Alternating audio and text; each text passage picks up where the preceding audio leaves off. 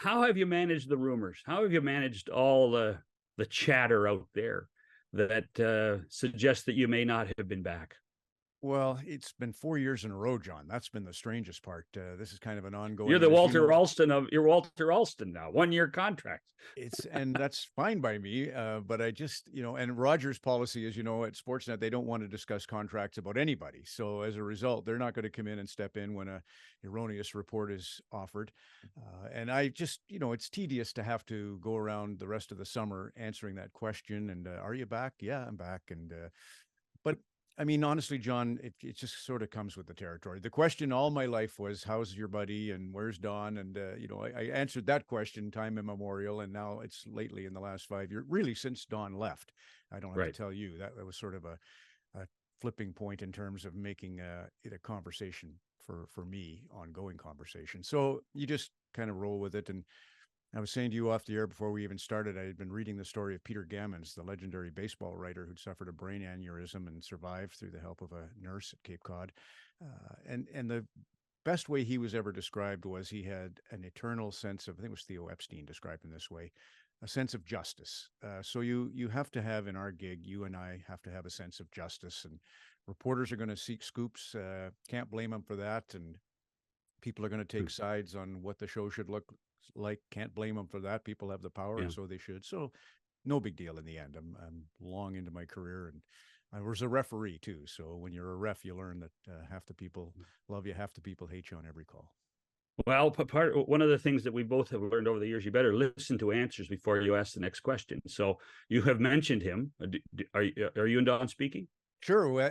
The way we speak is I phone, and then he usually phones back. But, Don's not big on technology. I don't have to tell you. So we phoned him from the All-Star game in Sunrise, Florida. And I got Kathy Broderick, his longtime producer, and Kevin Bieksa to say hello, Bieska, as he would say. So we all sent greetings. And then I phoned him again when Mayor Hazel McCallion, longtime mayor of Mississauga, passed. I offered to take Don to the funeral, but it would have been, a bit of an event if he was there, so he asked not. Phone him again on June 1st is the anniversary of Rose's passing. So we share Leaf season seats, but we don't talk. We never did. You know this, and you've said this. Right. I mean, we were always polar opposites in terms of our politics, and it's funny as the world has become more and more that way. You can almost feel us drifting apart further. We weren't. I mean, we would sit after Stanley Cup playoff games in the final years watching Fox News and Trump's speeches, and Don loved those, and took great inspiration from the way Trump marketed. And I was, the other guy. I was what he would describe as the left-wing pinko communist kook. But we still got along as opposites who attract. It's just that I think, we couldn't have done it all summer long. We functioned beautifully as work colleagues, but we were never the kind of friends, but just because we were so different. Yeah. I've now given up phoning. Yeah. So I just take 2 coffees over, and because I live closer to him than you do, so I just take 2 coffees over, and if he's there, great, and if not, I just drink more coffee. Yeah. So that and that really is it's the simplest way. I do have to tell you one story.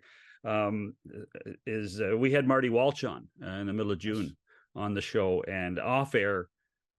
Marty, who was the mayor of Boston, the former Secretary of Labor in Joe Biden's cabinet, opposite politics again. I said, so when did you become a Bruin fan? He says, oh, late 70s. I said, well, those are Don's teams. He says, that's great. He says, well, I said, well, have you ever met him? He says, no, never met him. So in the next month or so, month of September, I'm going to drive downtown when Marty's in town, pick him up, and we're going to come out and see Don and have a chin wag between a guy from Boston and Don Cherry. So I think it's going to be kind of cool. I have a funny story like that. General Mark Milley, highest ranking, officer in basically the U.S. military. He was on with. Well, you had him on the show in Washington. That's right. Well, exactly. So we were rolling clips at the time when I happened to mention to General Milley that Don Cherry loves your president, and Millie looked at me with a big smile and rolled his eyes, and it was almost like, oh my God, had that been on camera, Millie would have been fired immediately, Yeah, and I don't think Millie meant it in the sense of he didn't approve of Trump. It's just more he knew Don's politics, and he was reacting as such. But oh my God, it would have been a funny moment if that had been captured on camera. How much have you followed during for the off season in Toronto and and across the country, or do you try to escape? No, I'm kind of keeping an ear to the ground, but like you, most of my favorite things that happen in summer are conversations at charity events. So I was out for the Yeah. Battle of Alberta. So I'll talk to Bob Stauffer there, who might be an insider, such as yourself, on the Edmonton Oilers. Certainly talk to people on both sides. I had a really lovely conversation after the second day of the golf tournament. So the Battle of Alberta is a golf event for the Child Advocacy Center of Central Alberta. Sheldon In Red Deer. Kennedy created it. Yeah. That's right, Right. in Red Deer. Right. And so we do the event, and then the last night we were sitting at the bar in our little Holiday Inn and Suites on the South Hill in Red Deer, and a lot of the You don't flames. get free rooms if you mention the Sutter No, Hotel. Okay, you I don't. You don't. No, I don't. But just so a Red Deerian listening might know where we are having this conversation, it's that bar, that hotel, that location. And so Rick Natras, Dana Merzen, Colin Oh, Patterson, Rolly Sear, Lanny McDonald was just off to bed, Jamie McCown. So the usual, all your friends, all our sure. friends from back in the day. And I happened to mention a National Film Board movie was a short that was going around during the summer called Blades and Brass. And it was Fantastic. beautiful cinematography, unbelievably well done in Montreal. And what struck me, I mean, they had gorgeous photos of Bobby Hull, not photos, but film of Gordie Howe and Bobby Hull and Jean Beliveau and Dave Keon, and you've seen it.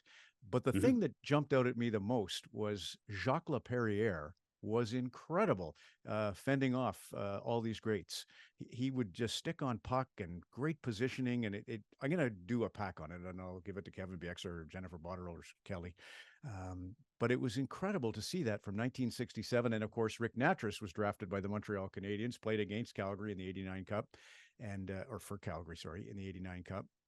And he said Laperriere was the guy that taught him. And so that's what I enjoy about summer, and how I sort of stay connected to what's coming this year. You know, my file for the new year is already right there. October 14th is being assembled, and it's all about, you know, which teams have named captains. There were 8 teams didn't have captains Mhm. last year, including Calgary. I thought that was a real problem for the Flames, and Winnipeg obviously has moved Wheeler. So the only team that won a round without a captain was Seattle, ironically. You know, so Giordano had been moved out and they didn't replace him.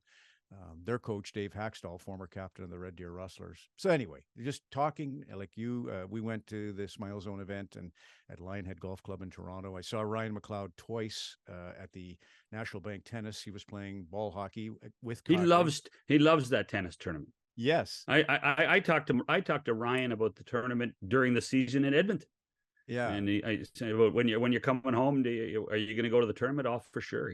Ryan just loves tennis. Of course, the McLeods live down the street, and Exactly. you see Mikey and you see Ryan. I mean, I saw Well, them to tell play you how midget hockey small the too, right? world is, John, his mom, Judy, played hockey with my wife, Carrie. She was on a team called the Pink Panthers, and Carrie's on a team called the Honey Badgers with Adam Oh Graves, yeah. his wife, Violet. Anyway, it's a small world. And Ryan was great at that, and Kadri was great. Quinton Byfield was like unbelievable at ball hockey, and his hands were as magic as I've seen.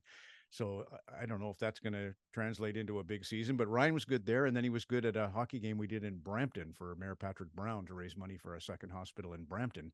And Ryan was sensational playing Yeah. ice hockey. So I think he's ready to go. Byfield is one of those interesting stories because I think second half of the season he was really much more impactful in LA, and really did have a good playoff series, Yes. and became a force for the Big, Kings in that playoff. big players take longer. It always seems, for sure. Even Mario, I mean, he got off to scored his first shift, but definitely, I think of Todd Bertuzzi and Cam Neely as bigger players who needed year 3 or 4 to truly. I mean, Lanny McDonald was not a big player, but he was a strong player who needed 3 years to find 3 years. Guy Lafleur. Lafleur, Yeah, the same thing. yeah. Yeah. So Yeah. Well, and we forget, and all of us, fans, people in me, 18 years old is still 18 years old.